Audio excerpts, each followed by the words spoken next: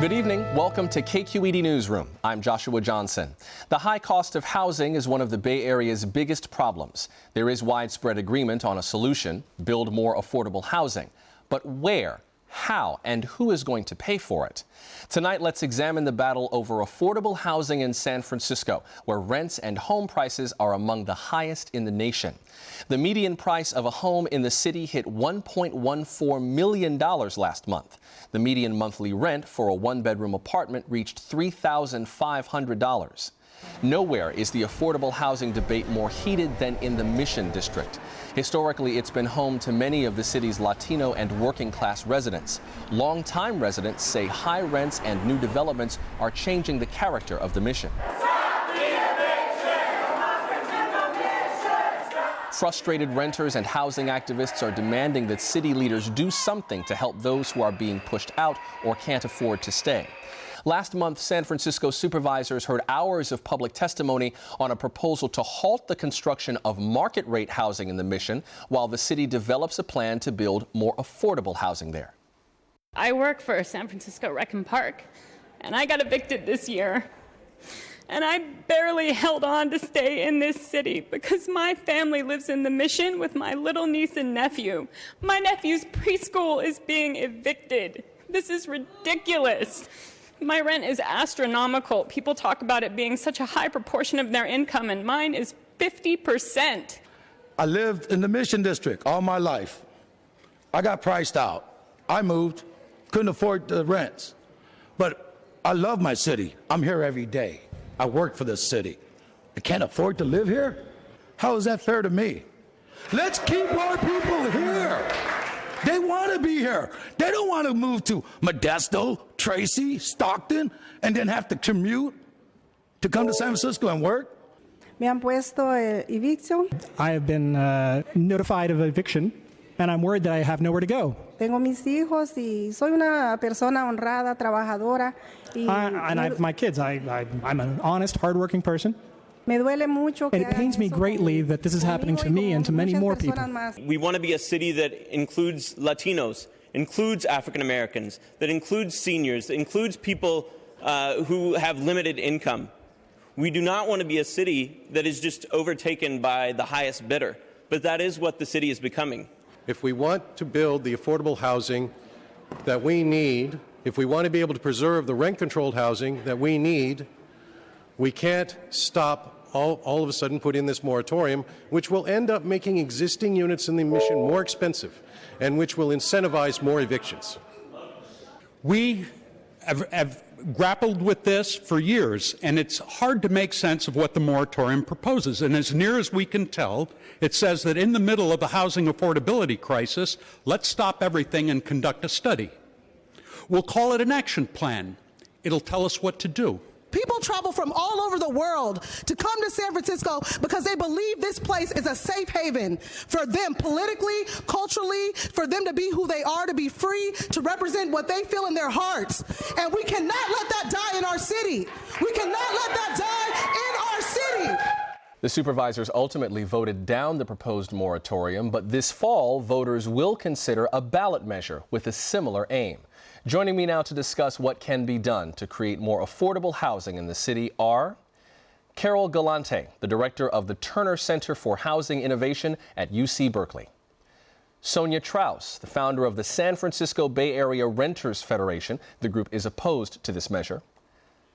And Scott Weaver is one of the authors of the November ballot measure. Welcome, everyone. Glad to have you with us. Scott, let me start with you. Why should San Franciscans vote for this moratorium?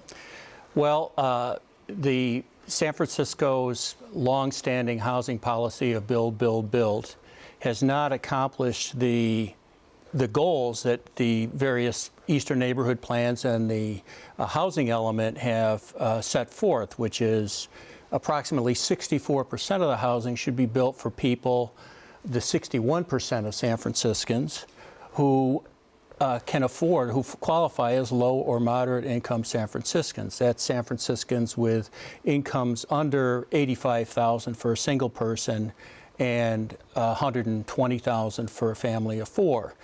The housing that's being built is not affordable to them. The city has just totally failed in terms of providing this affordable housing. As a city, we've reached half the goal of 64%, 26% affordable, and the pipeline is even worse with about 16% affordable. So this is kind of to force some changes in the pipeline. It's to force some changes in the pipeline, but in the mission, it's even worse. In the mission, we've only had 12% of the housing built in the mission in the last 8 years has been affordable. In the pipeline is 8% affordable. And I'm sorry, ready to be built is 8% affordable, and in the pipeline is 12% affordable. And I do want to talk more about those pipeline issues in just a second, but first, Sonja, why should we vote against this moratorium? San Francisco's never had a policy of build, build, build. I mean, maybe in the 60s, definitely not since the 2000s. The average population growth of the United States is 1% a year. And that's an average. That includes places like Buffalo that are dying. San Francisco Bay Area is not dying, right? We should be growing our residential capacity at least 1% a year. And since 1980, we've averaged 0.5% a year. So we haven't even made it to match like population growth in the United States, the average population growth. So even if we were building residential capacity at 1% a year, which would be like almost 4,000 units a year, that would still really not be enough. And it's been more like 2,000 a year. Let's get back into the pro and con arguments in a second, but first, Carol Galante, I want to bring you in and take a step back in terms of how cities are addressing these problems. A moratorium is one option. What are some of the other options that cities pursue to solve these same kinds of problems? Sure. Well, I would first start by saying, you know, this is not just a Mission District problem or a San Francisco problem. It really is a regional problem. And it starts with the fact that we've generated, you know, close to 500,000 new jobs since the recession ended. A little bit fewer than that on a net basis, and we've built, a fraction of the housing needed to accommodate just that new job growth, let alone the natural, population growth that you would see. So I would start there and say that cities cooperating and looking at this on a larger scale, on a regional basis, would be one thing that I think would be an important thing to do, because the jobs aren't being generated just in San Francisco. There's certainly a lot of job generation here, but there are also Silicon Valley and other places that, San Francisco is ending up taking the pressure for some of those regional challenges. And you heard the gentleman during the tape that we ran talking about people driving from Tracy and Stockton and all over the place still to try to get into San Francisco for work, and that just creates all kinds of challenges in terms of people not being able to live where they work, which speaks to your point about this being a regional issue.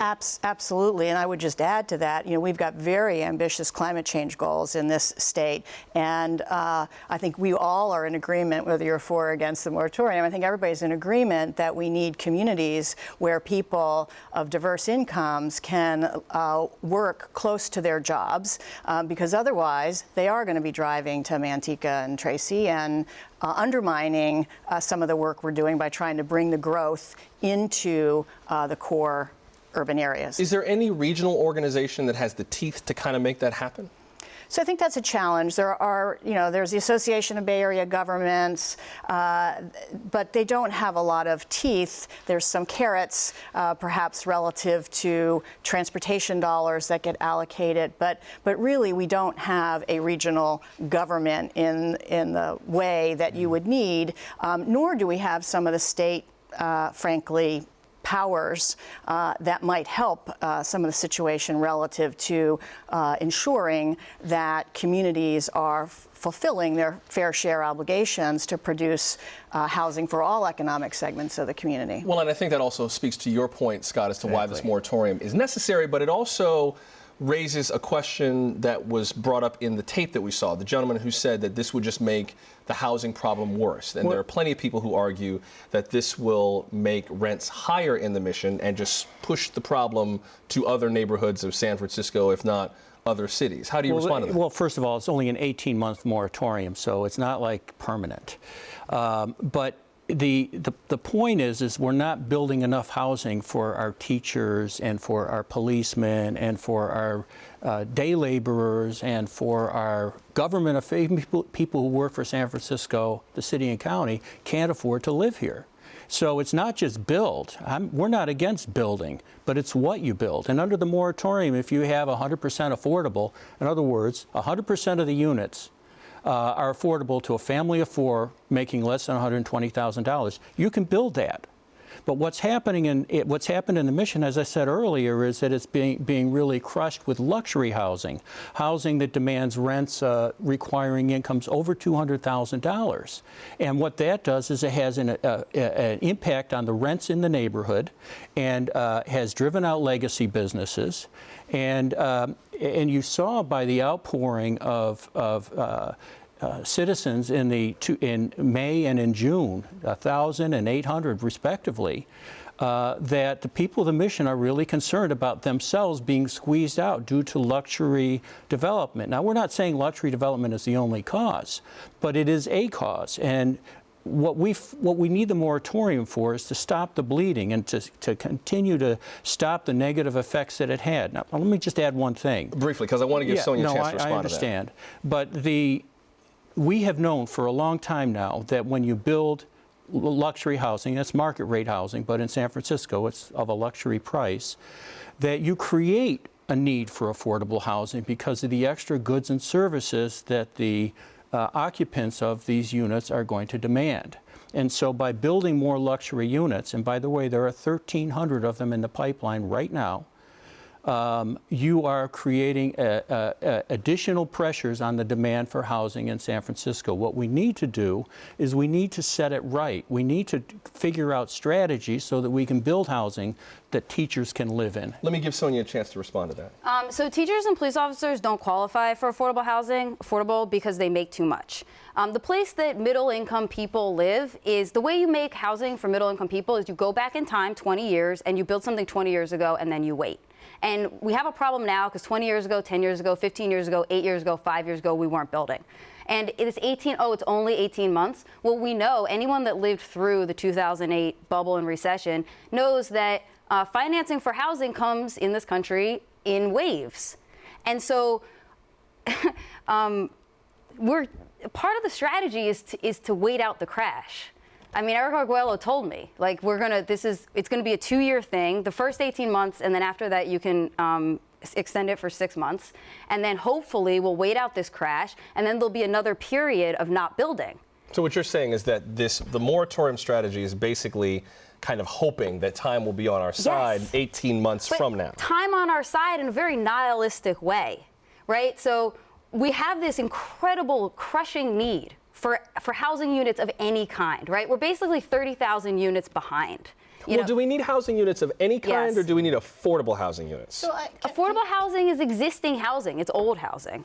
Carol? I would just jump in and say that, there is the basic law of supply and demand, right? And so we have added all these jobs, we have added people, and if you add supply in general, you will start slowly to bring down the overall cost of housing, in the region. So I do think that stopping market rate housing, does impact affordability in the short run. And I think that that's the basic laws of supply and demand, and I think that that's undeniable. Well, the San Francisco's chief economist has determined that we will require 100,000. So let's build 100,000 units. He says we'll require 100,000 market rate units to have any impact on affordability, just because of the economics of housing in city and county of San Francisco. No, there are plenty of other alternatives that we can look at. In terms of funding for affordable housing, we can have higher inclusionary levels for affordable housing. I agree that building. So let me say two things. we're not going to totally build our way out of this, particularly for the lowest income, right? The people who are extremely low income, they don't make enough money to pay a rent that covers an operating expenses on a building, right? So there needs to be subsidy for the very lowest income.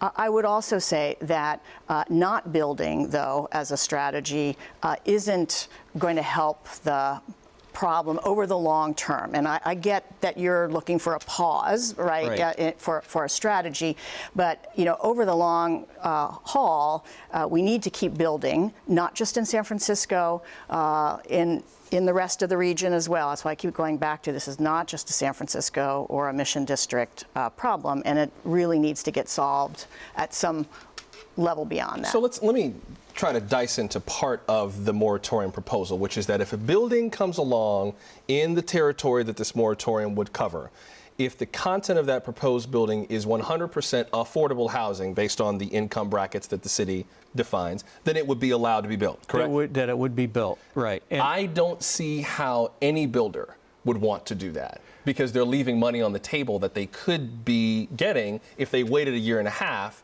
and just said, okay, we'll just bide our time while nothing's getting built, and then we'll swoop in.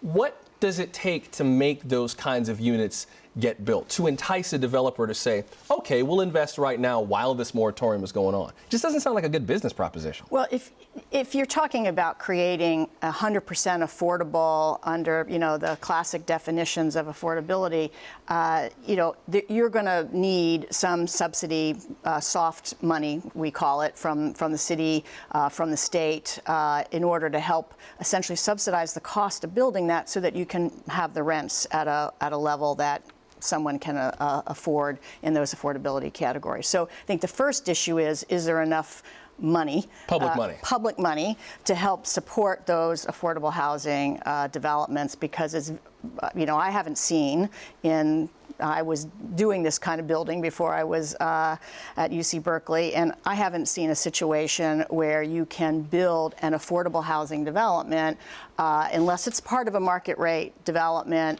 where you're getting some offset that without some public money. Sonja, how do we, absent this moratorium, suppose the moratorium got voted down, how do we protect the character of San Francisco? The Mission District, I drive through the Mission District every day to work, and I see these longtime, largely Latino residents, and I see what are clearly new residents, and they just keep barely missing one another all the time. It's like there are two different communities butting up against one another, but they don't become one. And that seems to drive to the heart of the problem about the character of the community changing.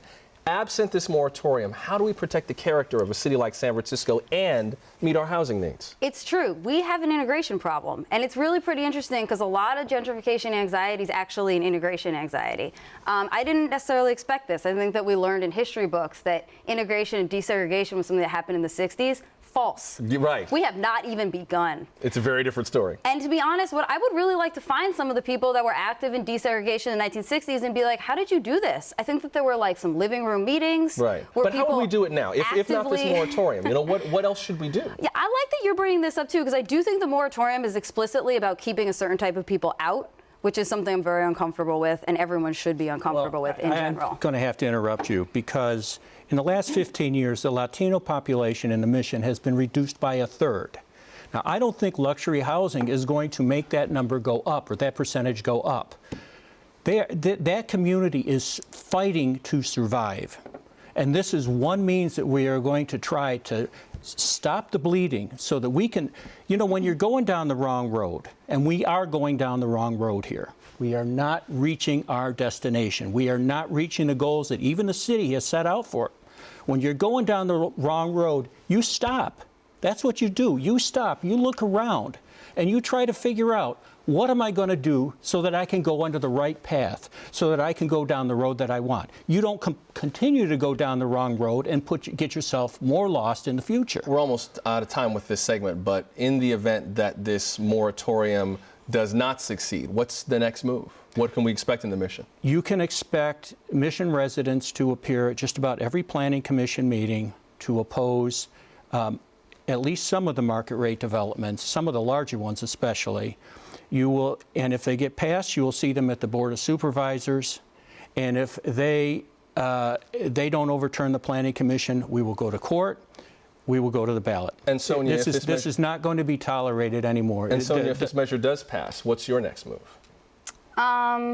Briefly. Sorry. Or are you just not expecting this thing to succeed? No, we're just going to keep doing what we've been doing, because it's not just in the mission that housing needs to be built. It's on Rincon Hill. It's in the neighborhoods. We're pushing accessory dwelling units, which the tenant union opposed, by the way, even though it's a really great way to add low-income units. Well, we will keep an eye on this and hopefully invite you back. Sonja Trauss of the San Francisco Bay Area Renters Federation, Carol Galante of UC Berkeley, and Scott Weaver, one of the authors of the November ballot measure. Thanks, everybody. Appreciate it. Thanks for having us. Thank you.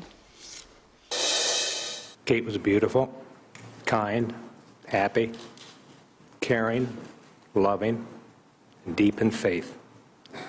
Kate had a special soul, a kind and giving heart, the most contagious laugh, and a smile that would light up a room. 32-year-old Kate Steinle was shot and killed earlier this month while walking with her father along San Francisco's Pier 14. The man charged with her murder, Juan Francisco Lopez-Sanchez, is a convicted felon and undocumented immigrant who had been deported from the U.S. on 5 previous occasions. Steinle's death has reignited debate over so-called sanctuary policies, which limit local law enforcement from cooperating with federal immigration enforcement efforts. Lopez-Sanchez had been transferred from federal prison to San Francisco's jail to face a 20-year-old drug charge. But when that charge was dropped, the sheriff's department released Lopez-Sanchez without informing federal authorities, who had requested notification before he left jail. San Francisco Sheriff Ross Mirkarimi says his department was following city policy. This week, Steinle's father asked Congress to pass a law requiring local governments to cooperate with federal immigration authorities. In fact, the day she was killed, we were walking arm in arm on Pier 14 in San Francisco, enjoying a wonderful day together. Suddenly, a shot rang out. Kate fell and looked at me and said, "Help me, Dad." Those are the last words I will ever hear from my daughter. Unfortunately, due to disjointed laws and basic incompetence on many levels, the U.S. has suffered a self-inflicted wound in the murder of our daughter by the hand of a person that should have never been on the streets of this country. Earlier this week, San Francisco Supervisor Mark Farrell introduced legislation to amend the city's sanctuary law, and he joins me now. Supervisor, welcome. Thanks for having me. What would your legislation do, simply? Well, first of all, we need to make sure that public safety is a top priority in City Hall. It has always been a priority of mine as a supervisor, and especially in light of what happened a few weeks ago, we need to make sure we continue to ensure San Francisco residents that we will continue to focus on that, not only at the Board of Supervisors, but as a city as a whole. So I introduced a package of public safety reforms. The first is a resolution that would reaffirm our support for our existing sanctuary city policy, but that also calls on Sheriff Mirkarimi to take away and rescind what amounted to a gag order that he placed on his department for cooperating or even coordinating with federal or state law enforcement authorities, which led to what happened a few weeks ago. Second of all, announced a drafting request with our city attorney to put a law in place that would make sure that before our sheriff's department goes to another jurisdiction to bring a prisoner into the city and county of San Francisco, that the sheriff checks with our district attorney and confirms that the DA will actually prosecute against the warrant that would bring the person back into our own jurisdiction. It makes zero sense to bring someone that is going to be deported from outside of San Francisco into our city limits, only 4 days later to have our DA dismiss the charges and then release that individual onto our street. To me, that is just common sense policy. And then lastly, an official letter of inquiry to actually ask our sheriff's department why, after the charges were dismissed, how was that person held in custody for over 2.5 weeks without charges? It sounds like you somewhat agree with what Jim Steinle said in his statement, referring to disjointed laws and basic incompetence. These are not massive reforms to San Francisco's laws. Indeed, you said that you would be reaffirming San Francisco's status as a sanctuary city, but there are things that need to be fixed in the process. That's exactly right. Our sanctuary city ordinance has been a pillar of our public safety policy in San Francisco for decades. It was originally passed in 1989 and has served our city well. But what is baked in there, and it was baked in federal law and mandated in federal law, that our law enforcement officials have the discretion to communicate with federal and state law enforcement officers when they deem necessary. In this case, what our Sheriff's Department did was go above and beyond that and issue a gag order to their own department saying you may not communicate under any circumstance with these authorities. And that's what we're seeking to get to be done. What do you make of the federal political debate that has emerged from all of this? San Francisco has gotten a lot more attention on Fox News than I think it would prefer to have, including some of your colleagues on the Board of Supervisors. Just this week, the U.S. House voted to take funding away from sanctuary cities, mostly on a party line vote, and it remains to be seen whether that bill will survive the House. What do you make of all of this? I think two things. First of all, a lot of the hysteria and the ability for a news channel or a political presidential candidate to take advantage of this situation for political reasons or ratings, to me, they should really be ashamed. This is a tragedy that happened. Everybody agrees with that. What we don't need is hysteria. We don't need political spectacles. What we do need is an honest, hard look at our own policies here in San Francisco to make sure they are working, and when they are not working, to call people out on them and make sure that we put policies in place to ensure this can never happen again inside of our city. What about the internal politics of this? I mean, Sheriff Mir Karimi had asked for some clarification from the Board of Supervisors. That did not happen. He is going to be running for re-election. The campaign to unseat him has already begun. How do we prevent city politics from affecting the way that we make these law enforcement policies to hopefully prevent future Kate Steinles from meeting the same fate? It's a great question, and we need to simply look at the facts and the laws that are written and have an honest discussion about where we need to go from here. And the law as written gives our Sheriff's Department and all of law enforcement the discretion when necessary to communicate with federal and state law enforcement personnel given immigration matters. What the Sheriff's Department did, though, was go above and beyond that and take that discretion away from their own department. And from my perspective, it not only violates local law, it violates federal law and was against the intent of what the sanctuary city policy put in place for. And for people who really don't understand this whole idea, does San Francisco really need to be a sanctuary city? I mean, what do we get out of calling ourselves that? Well, I think it goes a little bit about the ethos of our city. Our country in San Francisco was founded on immigrants. My mother is an immigrant from a different country. My grandparents on my father's side were immigrants to the United States. We need to make sure in the city of San Francisco, I do believe across our country, and I should note, over 320 cities across the United States are sanctuary cities. We are not alone. We are not just a pioneer in the city of San Francisco. We join most other major U.S. cities in doing this. But it's important that we make sure that we don't unfairly target those that are on our streets solely based upon their immigration status. That's not what we're about as a country. It's not what we're about as a city, and we should not begin doing that. Gotcha. Well, we'll keep an eye on the legislation and find out how it fares before the Board of Supervisors. San Francisco Supervisor Mark Farrell, thanks for talking to us. Thanks for having me. And thank you for watching tonight's show. For more news coverage, please go to kqednews.org. Until we meet again, I'm Joshua Johnson. Thank you for watching. Good night.